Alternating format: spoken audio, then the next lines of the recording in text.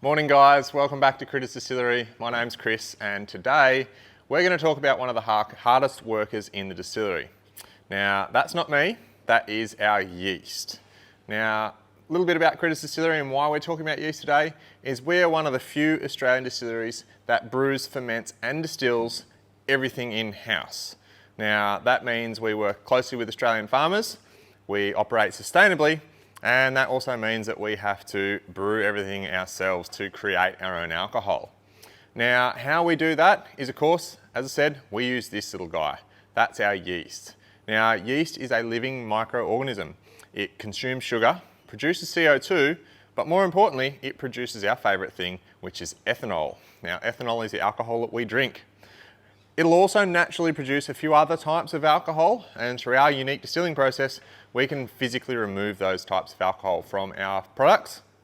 But those alcohols are things like acetone or nail polish remover, methanol, which we run race cars on, and of course rubbing alcohol, which you probably had wiped on your arm at one point before you did or did not get a jab.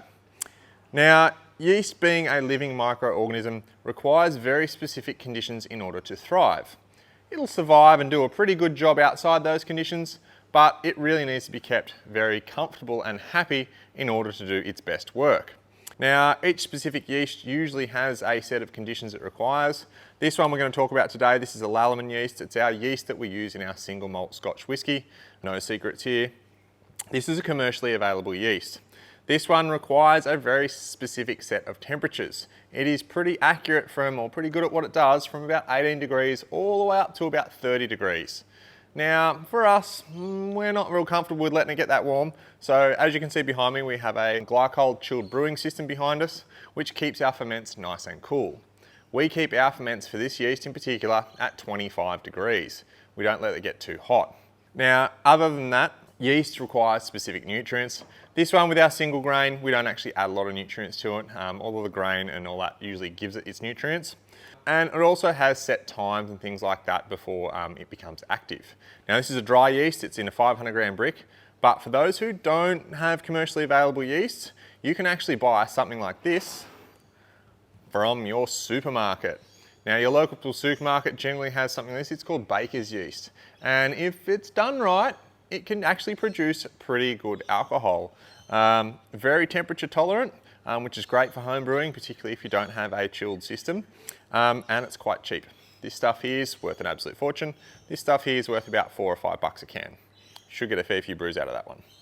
But one of the secrets with regards to working with dried yeast such as these is how you treat that yeast.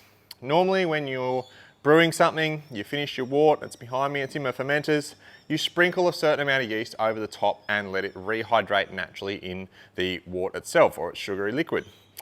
Here at Critters, I'm going to talk to you about a really crucial step into giving that yeast the best possible chance to survive and thrive and make the best possible alcohol.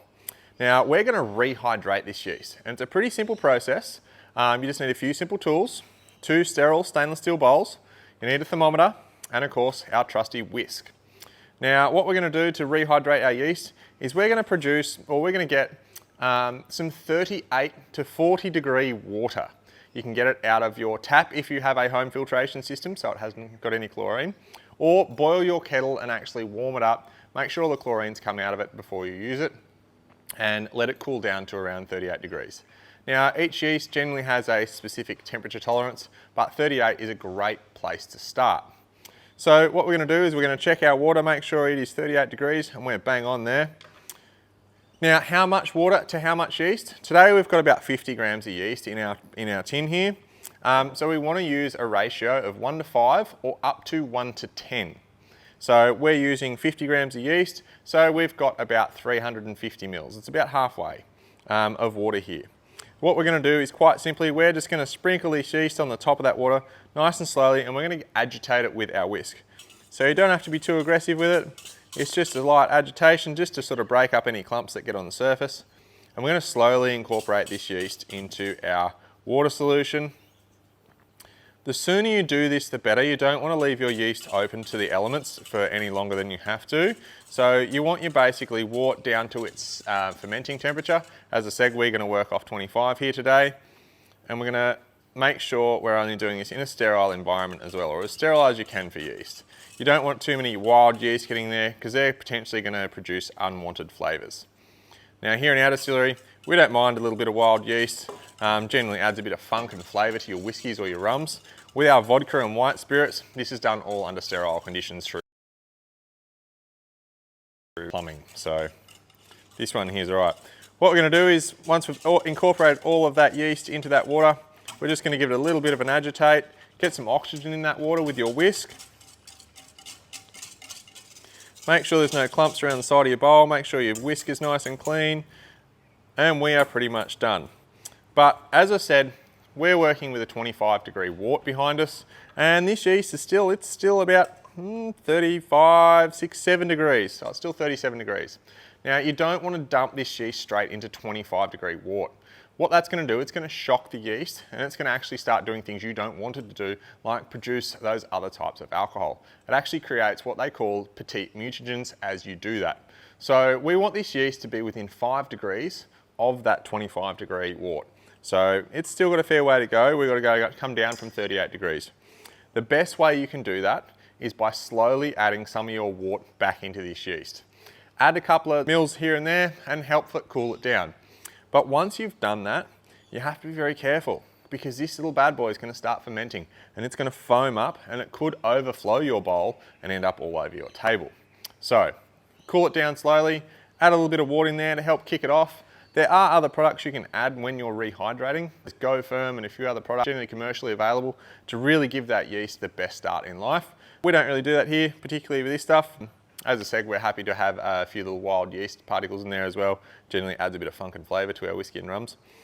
So pretty much that is how you're going to rehydrate your yeast. As I said, let it cool down to within 5 degrees of your wort temperature and then pitch it in the fermenter, throw your airlock on and let it go. In about 10 to 14 days, you're going to have a finished beautiful whiskey or rum wash ready to distill. If you've got any questions, hit us up in the comment section. We'll happily get around to those as soon as we can. Otherwise, hit the like and subscribe button and come back again for the next edition.